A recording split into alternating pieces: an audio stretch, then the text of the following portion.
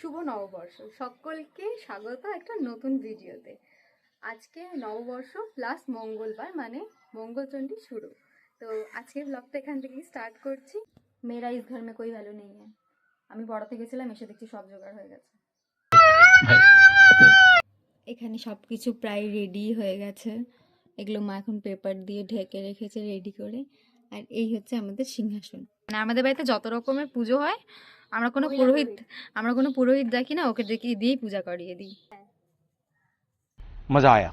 চণ্ডী পুজো হয়, তাই জন্য আশেপাশের কয়েকজন, মানে আমাদের পাড়ার কয়েকজন আমাদের বাড়িতে আসে পুজো দিতে। আর মা এখানে ঘরটা বসিয়ে দিচ্ছিল। আর ভিডিও শুরুতেই যা বললাম যে আমাদের বাড়িতে কোনো পুজো হলে দিদি পাঁচালি পড়ে, দেন পুজো হয়ে যাওয়ার পর মা এখানে আমাদেরকে প্রসাদ দিচ্ছিল। তারপরে প্রসাদ খেতে খেতে কিছুক্ষণ গল্প আড্ডা, সবাই একসাথে থাকলে যা হয় আর কি। এবার ছোটোবেলার মতো সেই ফিলিংসটা নেই। তো এখন আমি লাঞ্চ করবো, তো চলো কি লাঞ্চ করছি সেটা দেখাবো। লাঞ্চে ছিল ডালিয়া, আলুর পাঁপড় আর ছিল আমের চাটনি। যেহেতু মাও উপোস করে, তাই জন্য ছোটো থেকে আমরাও উপোস করি। ভেবেছিলাম খুব ভালোভাবে নতুন জামা কাপড় পরে দিনটা কাটাবো, কিন্তু আমি দুঃখিত যে আমার টেলার আমাকে জামাটাই দেয়নি। कौन है ये लोग?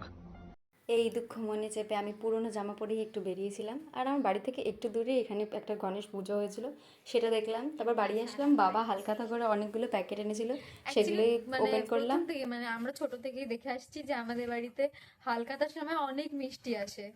আর এখন তুলনামূলক কমে গেছে। যখন দাদু ছিল, দাদুর সাথে যেতাম হালখাতা করতে, এত এত মিষ্টি নিয়ে আসতাম।